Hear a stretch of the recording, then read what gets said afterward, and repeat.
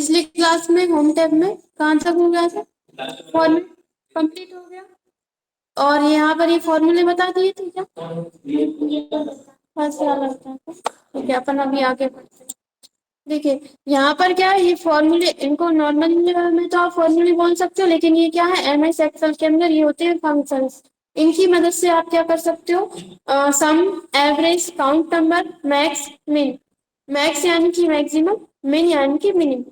ठीक है, तो यहाँ पर सम का मतलब है कि आपको कुछ संख्याएं हैं जिनको प्लस करना है। ठीक है, एवरेज का मतलब है कुछ संख्या है उनका आपको एवरेज चाहिए। ठीक है, औसत चाहिए। काउंट नंबर, कुछ आपके पास संख्या है उनको आपको क्या करना है, काउंट करना।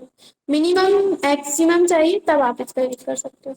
तो अपन यहाँ पर कोई पहले से ही सेव की हुई सीट यहाँ पर ओपन कर लेते हैं। ओपन पर जाएंगे और अपन यहाँ से ये ओपन कर लेते हैं। ये वाली ओपन कर लेते हैं अपन, मार्कशीट है। ठीक है, अब यहाँ पर अपन को क्या करना है, चलिए ओपन नहीं करते हैं अपन, यहाँ से कुछ संख्या है इनको कंट्रोल सी कर रहे हैं। हम न्यूज टैब ले रहे हैं और इसमें कंट्रोल बी कर रहे हैं। ठीक है, अब आप देखेंगे कि हमें क्या करना है, ये कुछ संख्या है, इन सभी को हमें क्या करना है, प्लस करना है। तो प्लस करने के लिए अगर आप चाहते हो सभी को प्लस करना है, तो आप क्लिक करके इन सभी को इस तरह से सिलेक्ट कर सकते हो। लेकिन क्या करना है आपको, जिस भी सेल में आपको आंसर चाहिए उसको एक्स्ट्रा सेलेक्ट करना है। जैसे कि हमने यहाँ से इसको सिलेक्ट, यहाँ तक सिलेक्ट किया, तो हमें आंसर किसमें मिलेगा, इस वाले सेल्स में।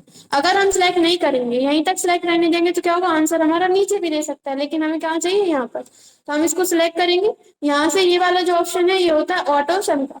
ऑटो सम पर हम क्या करेंगे, क्लिक कर देंगे। तो इन सभी का क्या करेगा, ये हमें प्लस करके दे देगा सभी का। कैसे दिया है इसने, वो अभी अपन यहाँ पर देखते हैं।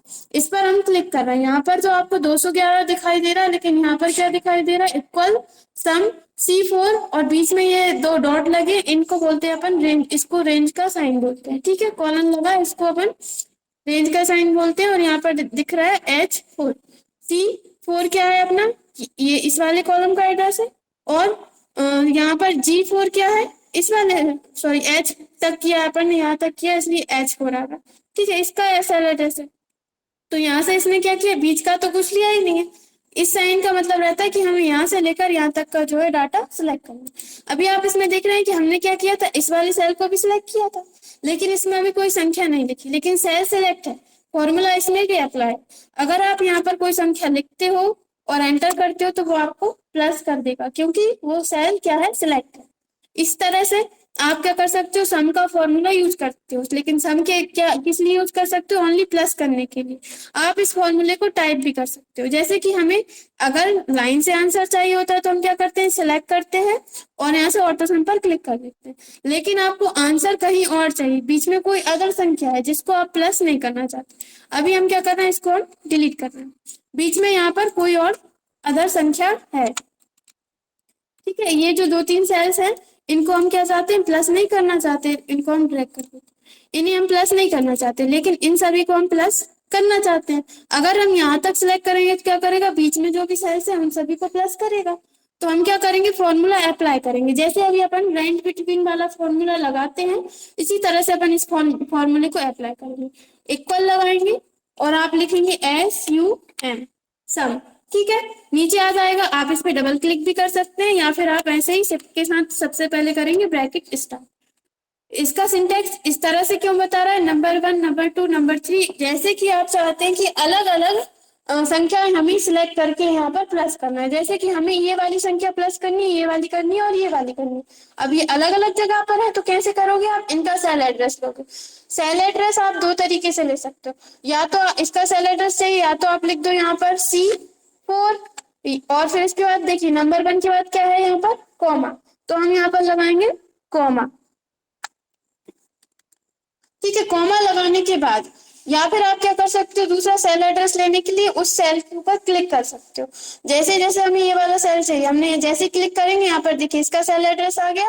क्या है इसका सेल एड्रेस, E4 यहाँ पर आ गया। इस तरह से भी कर सकते हो। अगर आप सेल एड्रेस लिखते हो तो वो ऑटोमेटिक सेल सिलेक्ट हो जाता है, और क्लिक करते हो तो यहाँ पर सेल एड्रेस ऑटोमेटिक आ जाता है। फिर से हम कॉमा लगाएंगे और हम इस पर क्लिक कर देंगे, जो जो सेल सिलेक्ट है वो आपको इस तरह से हाईलाइट दिख रहे हैं। ब्रैकेट अपन ने स्टार्ट किया था, इसलिए अपन को ब्रैकेट को क्या करना पड़ेगा, क्लोज करना पड़ेगा और एंटर कर देंगे।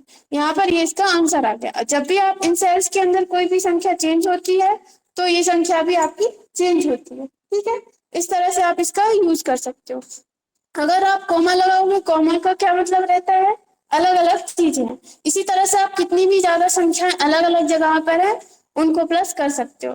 लेकिन अब हमें क्या करना है, इस वाले सेल में लगाते हैं, इक्वल लगाएंगे और सम का फॉर्मूला लगा रहे हैं। हमें क्या चाहिए, यहाँ से लेकर यहाँ तक का पूरा डाटा क्या करना है, प्लस करना है। मतलब इन सभी सेल्स को क्या करना है, प्लस करना है। आंसर हमें चाहिए इस वाले सेल में। तब आप क्या कर सकते हो, क्लिक करके ड्रैग कर सकते हो। तो आप देख रहे हैं यहाँ पर सी क्या है, C4 से लेकर बीच में एक दो डॉट लिखे हुए हैं और यहाँ पर लिखा हुआ है G4 आ गया।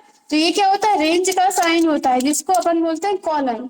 तो आप क्या कर सकते हो, जैसे कि आपको यहाँ से लेकर यहाँ तक की रेंज सिलेक्ट करनी है, तो आप क्लिक करोगे, यहाँ पर इसका सेल एड्रेस आ गया। अब क्या करोगे, आप शिफ्ट के साथ L के बाद रहता है ये वाला साइन, ठीक है, एल के बाद जो भी रहता है ना वो रहता है कॉलन का। शिफ्ट के साथ आप दबाओगे इसको तो ये कॉलन का साइन आ जाएगा। अब आपको कहाँ तक करना है, यहाँ तक। इस पर जाकर क्लिक कर दो तो देखो उसने रेंज सिलेक्ट कर ली। इसी तरह से आप किसी भी रेंज को सिलेक्ट कर सकते हो। अब हम क्या करेंगे, ब्रैकेट क्लोज कर देंगे, तो यहाँ पर जो है सिंटैक्स हट जाएगा और आप एंटर कर दोगे, देखो आंसर आ गया। ठीक है, इसी तरह से आप क्या चाहते हो कि इन सब का भी हमें इसी तरह से निकालना है, तो आपको हर एक में अलग अलग फॉर्मूला लगाने की जरूरत नहीं है। आपने सिर्फ एक में फॉर्मूला लगा लिया। अगर आप नॉर्मली कोई नंबर लिखते हो यहाँ पर, जैसे कि यहाँ पर इसमें कोई भी अपन ने फॉर्मूला नहीं लगाया, अगर आप कोई नंबर लिखते हो और आप इसको ड्रैग करोगे तो क्या आएगा, यही नंबर सब में आ जाएगा। लेकिन अगर आप किसी सेल में क्या करते हो, कोई फॉर्मूला लगाते हो और उसको ड्रैग करते हो तो क्या होता है, उसके अंदर जो फॉर्मूला लगा हुआ है साइड में हम माउस पॉइंटर लेकर जाएंगे और ड्रैग करेंगे, उसके अंदर जो फॉर्मूला लगा होता है ना वो ड्रैग होता है। यानी देखिए इस पर हम क्लिक कर रहे हैं, इसमें क्या आ रहा है, C4 से G4। इस पर हम क्लिक कर रहे हैं, इसमें क्या आ रहा है, C5 से G5। नीचे वाला उसने ले लिया, मतलब जो फॉर्मूला आपने इसमें लगाया था उसी के अकॉर्डिंग क्या कर दिया, इसमें ले लिया। तो आपको क्या करना है, एक में फॉर्मूला लगाओगे तो सभी में ले लेगा। आ गया समझ में।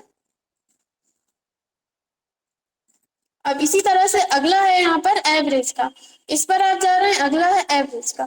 आपको इसका इन सभी नंबर्स का क्या करना है, एवरेज निकालना है। तो जैसे अभी आपने सम निकाला था, इसी तरह से आप यहाँ पर क्लिक करके इनका क्या कर सकते हो, एवरेज यानी कि औसत निकाल सकते हो। इन सभी नंबर्स का जो भी एवरेज मार्क्स होंगे वो आपको यहाँ पर शो करा रहा है। ठीक है, और आप क्या कर सकते हो, इसी तरह से तो ये जो जैसे अपन ने सम का फॉर्मूला अप्लाई किया था, इसी तरह से आप इसका भी फॉर्मूला अप्लाई कर सकते हो। तीनों का सिंटैक्स मतलब, और सभी जो फॉर्मूले यहाँ पर है सभी का सिंटैक्स कैसा है, सेम सेम है। जैसे कि हम यहाँ पर लगा रहे हैं इक्वल और हम यहाँ पर लिखेंगे एवरेज, देखो नीचे आ रहा है एवरेज का। आप इस पे डबल क्लिक करोगे, देखो जैसा अपन को सम का दे रहा था वैसे ही आप इसका भी यूज कर सकते हो। कर लोगे या हम करके दिखा, कर लेंगे। इसी तरह से अब आपको क्या चाहिए, अगला है इसमें काउंट नंबर। आपको क्या करना है, इन सभी नंबर्स को क्या करना है, काउंट करना है। तो आप सिलेक्ट करोगे, यहाँ पर जाकर काउंट नंबर्स पर क्लिक कर दोगे। टोटल कितने हैं, 1 2 3 4 5, पांच यहाँ पर शो करागा। अगर आप एक डिलीट कर दे तो देखो 4 हो गए। ठीक है, जितने भी आपके पास, जैसे अभी तो अपने पास कम डाटा है, जैसे आपके पास बहुत सारा डाटा है उसको आपको क्या करना है, काउंट करना है। तो ये इस तरह से काउंट करके दे देगा। अगर आपको ऐसे में करना है तो आप सिलेक्ट करो, यहाँ पर जाओ, काउंट नंबर पर क्लिक कर सकते हो। ये भी क्या है, एक फंक्शन है। ठीक है, जब आप यहाँ पर देखोगे, देखो इसको किस तरह से यूज कर सकते हो, काउंट लिखोगे और रेंज दे दोगे तो वो उसके बीच में जितने भी नंबर होंगे वो काउंट कर देगा। ठीक है, इस तरह से अपन इसका यूज कर सकते हैं।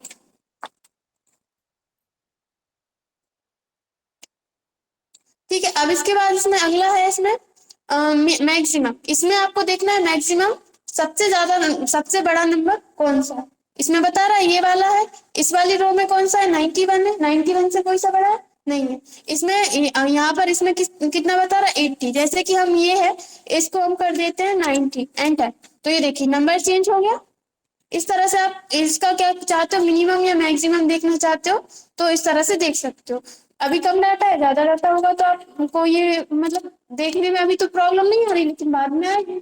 तो इस तरह से आप रेंज देकर इस वाले फॉर्मूले को भी अप्लाई कर सकते हो। इसी तरह से आपको मिनिमम नंबर देखना है, मतलब सबसे छोटा नंबर आपको इसमें देखना है। तो आप मिनिमम पर क्लिक करोगे, सबसे छोटा नंबर इसमें है 33। अगर